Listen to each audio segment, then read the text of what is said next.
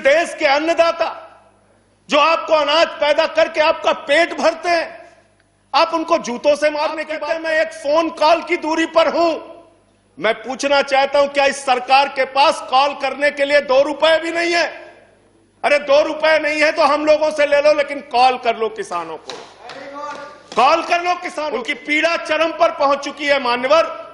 165 किसानों ने अब तक अपनी शहादत। बड़े अक्लमंद समझते हैं अपने आप को। अरे किसान को इतना मूर्ख मत समझिए भाजपा के लोगों। वो बिगड़ैल बहल की नाक में नकेल डालते हैं, आपकी सरकार के नाक में भी नकेल डाल देंगे, चिंता मत कीजिए। और कांग्रेस ने अगर 19 के घोषणा पत्र में इस बिल को शामिल किया था तो उनको तो 55 पे पहुंचा दिया, आपने तो लागू कर दिया, आपको 5 पे पहुंचा देंगे। इस देश की जनता 5 पे पहुंचा देगी। जो लाल किले पे लोग आए थे वो भारतीय जनता पार्टी के लोग थे, जिन्होंने लाल किले पे हमला किया, जिन्होंने लाल किले पर तिरंगे का अपमान किया। और वो दीप सिद्धू जो भाजपा का नेता है, उसकी फोटो प्रधानमंत्री के साथ है, देश के गृह मंत्री के साथ है। भारतीय जनता पार्टी को इसका जवाब देना चाहिए कि भाजपा के नेताओं ने लाल किले का अपमान क्यों किया। Now I request Shri Sanjay Singh.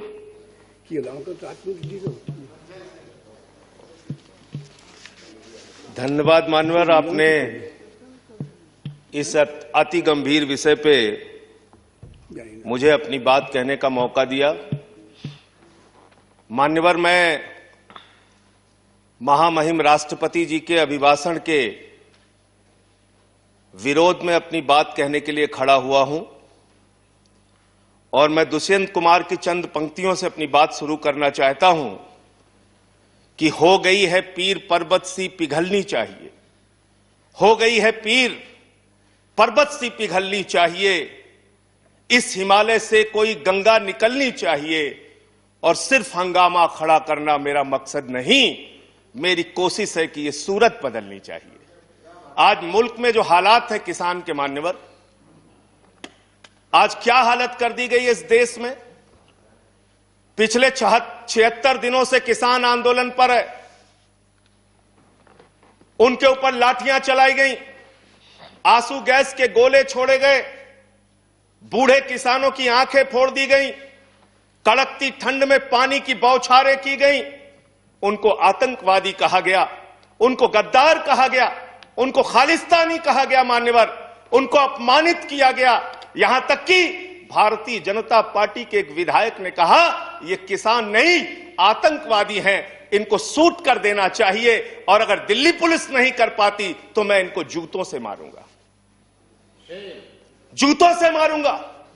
ये भाजपा के लोग कह रहे हैं मान्यवर। इस देश के अन्नदाता जो आपको अनाज पैदा करके आपका पेट भरते हैं, आप उनको जूतों से मारने की बात करते हैं।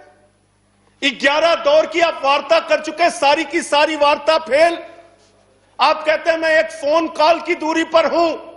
मैं पूछना चाहता हूं क्या इस सरकार के पास कॉल करने के लिए 2 रुपए भी नहीं है? अरे 2 रुपए नहीं है तो हम लोगों से ले लो, लेकिन कॉल कर लो किसानों को, कॉल कर लो किसानों को। उनकी पीड़ा चरम पर पहुंच चुकी है मान्यवर। 165 किसानों ने अब तक अपनी शहादत दी है। आप जाइए गाजीपुर बॉर्डर पे, वहां पे 97 साल के इलम सिंह आपको मिलेंगे। उनके 2 बेटे फौज में हैं, रो रो के कहते हैं मुझे इस उम्र में उग्रवादी कहा जा रहा है, नक्सलवादी कहा जा रहा है। उनकी पीड़ा है मान्यवर। आप जाइए टीकरी बॉर्डर पे, आप जाइए सिंगू बॉर्डर पे, पीड़ा के साथ वो लोग कहते हैं शहीद आजम भगत सिंह के वंशजों को, शहीद लाला लाजपत राय के वंशजों को, जलियांवाला बाग कांड में शहादत देने वालों के वंशजों को आप खालिस्तानी कह रहे हैं, आतंकवादी कह रहे हैं, उनको अपमानित करने का काम कर रहे हैं। मैं आपसे पूछना चाहता हूं क्या दुश्मनी है आपकी इन अन्नदाताओं से? चलिए सब कुछ कर लिया आपने, अब तो कम से कम उनके ऊपर दया कीजिए और ये तीनों काला कानून वापस लेना ही पड़ेगा, आपको लेना चाहिए। अब आपने जुल्म की इंतहा कर दी है। आप चले जाइए गाजीपुर बॉर्डर पे मान्यवर, कटीले तार, बड़े बड़े कीले गाड़ दी गई हैं, 12-12 इंच की कीले सड़कों पे गाड़ दी गई हैं, देखकर ऐसा लगता है कि दुश्मन देश की सेना आने वाली है। ऐसी स्थितियां दो परिस्थितियों में जन्म लेती हैं मान्यवर। जब देश का शासक अपनी जनता से डरने लगता है तो ऐसी सीमाएं बेड़ियां बनवाता है, या देश की जनता को शत्रु समझने लगता है तब ऐसी बेड़ियां लगवाता है। यह हो रहा है मान्यवर। आज इनके जुर्म के कारण हिंदुस्तान के महान किसान नेता बाबा महेंद्र सिंह टिकैत के बेटे राकेश टिकैत को रोना पड़ा और यह कहना पड़ा कि भाजपा के लोग घेर कर हमें लाठियों से पीटना चाहते हैं। यह आप करा रहे हैं, यह आप करा रहे हैं। आप डेमोक्रेसी की बात यहां पर करते हैं, आप आजादी की बात यहां पर करते हैं। आपने इस देश की हालत यह बना रखी है कि राजदीप सरदेसाई जैसे वरिष्ठ पत्रकार के ऊपर आपने मुकदमे दर्ज करके पत्रकारिता को भी दबाने और उसको कुचलने का काम किया। हर तरफ जुल्म, हर तरफ एफआईआर, हर तरफ मुकदमे। जो पानी पहुंचा रहा है उस पर मुकदमा, जो डीजल दे रहा है उस पर मुकदमा, जो खाने का इंतजाम कर रहा है उस पर मुकदमा। एनआईए लगा दो, सीबीआई लगा दो, पुलिस लगा दो, जांच लगा दो। अरे वो आपके देश के नागरिक हैं। आप कहते हैं किसानों को यह बिल समझ में नहीं आया, हम बड़े समझदार हैं, आइए हम आपको किसानी बिल समझाएंगे। मान्यवर, इनकी समस्या यह नहीं कि किसानों को यह बिल समझ में नहीं आया, इनकी समस्या यह है कि किसानों को यह बिल समझ में आ गया है और अब ये तीनों काला कानून वापस चाहते हैं किसान। आप बड़े अक्लमंद समझते हैं अपने आप को। अरे किसान को इतना मूर्ख मत समझिए भाजपा के लोगों। वो बिगड़ैल बैल की नाक में नकेल डालते हैं, आपकी सरकार के नाक में भी नकेल डाल देंगे, चिंता मत कीजिए। मैं यहां सुन रहा था मान्यवर, मुझे बड़ा आश्चर्य हुआ। सारी की सारी भारतीय जनता पार्टी की सांसद जितने भी नेता बोल रहे थे, कह रहे हैं कांग्रेस पार्टी ने 2019 के घोषणा पत्र में इसको लिखा था। यह बिल तो कांग्रेस पास करना चाहती थी। जीएसटी की बात करो, यह बिल तो कांग्रेस करना चाहती थी, हम इसलिए इसको कर रहे हैं। लेकिन वो सांसद यह बताना भूल गए कि जब यह बिल कांग्रेस लेकर आई थी तो उस समय स्वर्गीय अरुण जेटली जी ने और स्वर्गीय सुषमा स्वराज जी ने उस समय बिल का विरोध किया था।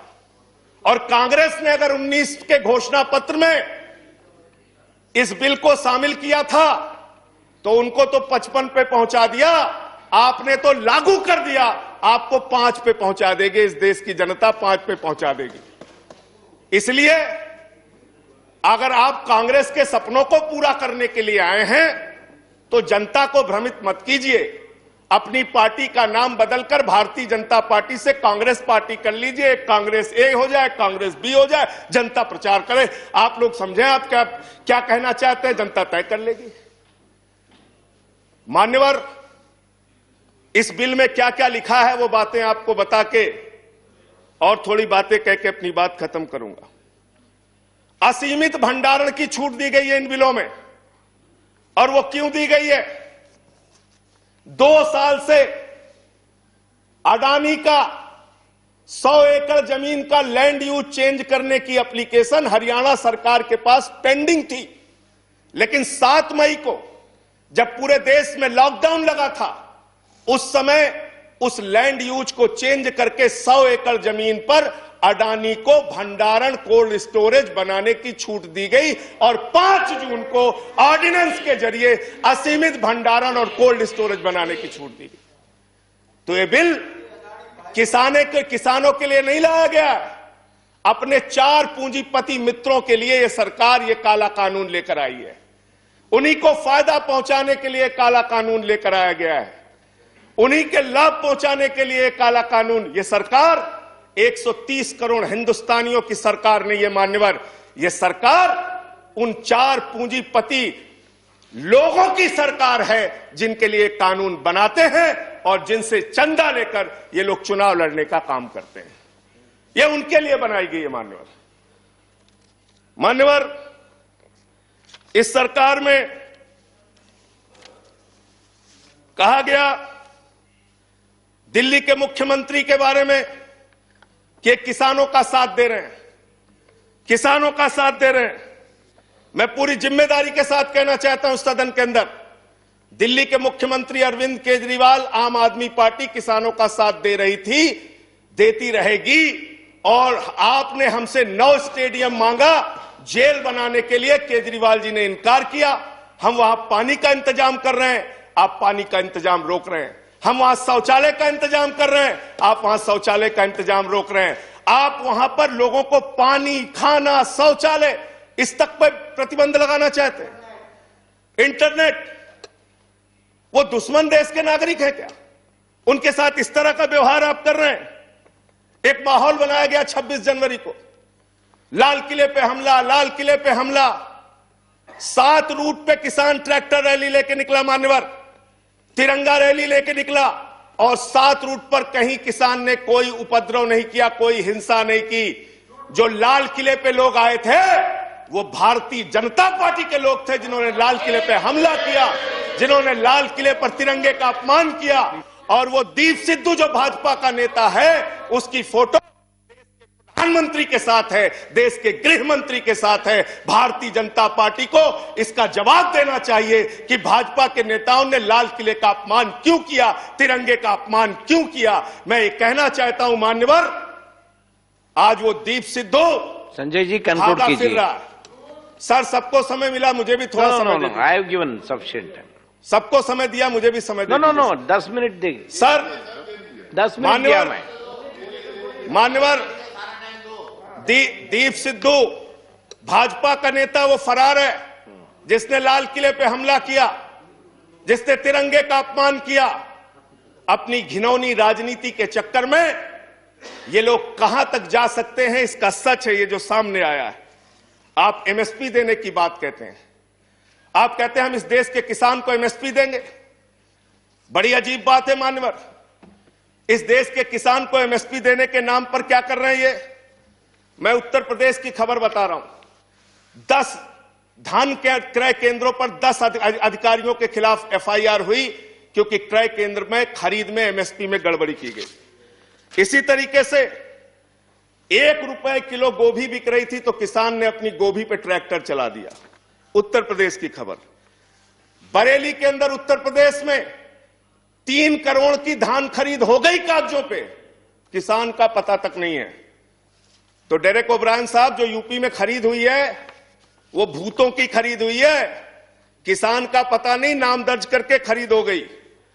4 साल में गन्ना किसानों पे मात्र 10 रुपए इन्होंने बढ़ाया है उत्तर प्रदेश के अंदर, मात्र 10 रुपए मान्यवर। तो इसलिए ना आप एमएसपी देना चाहते हो, ना किसान को उसके फसल का दाम देना चाहते हो।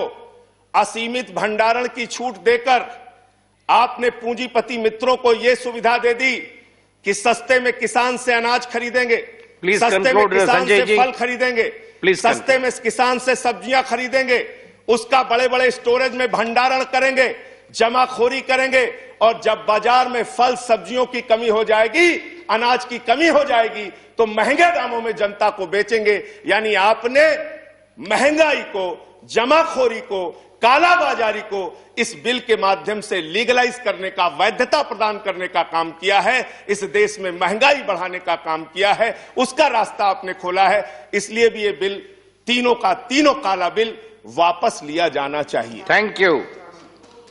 अंत में थैंक यू। अंत में बजट आपने पेश किया, मनोहर, बस खत्म करके अपनी बात को खत्म करूंगा, उन्हीं बातों को। Please conclude. सर, बजट इन्होंने पेश किया है, तो बजट के ऊपर और खरीद के ऊपर मैं लास्ट मिनट जो इनका बजट है, चंद लाइनों में उसको कह के अपनी बात को खत्म करूंगा कि धरा बेच देंगे, गगन बेच देंगे। धरा बेच देंगे, गगन बेच देंगे, कली बेच देंगे, चमन बेच देंगे। अगर तुम ही यूं ही सोते रहे तो ये फर्जी राष्ट्रवादी वतन बेच देंगे, वतन बेच देंगे, वतन बेच देंगे। धन्यवाद माननीय। Thank you Sanjay Singh ji.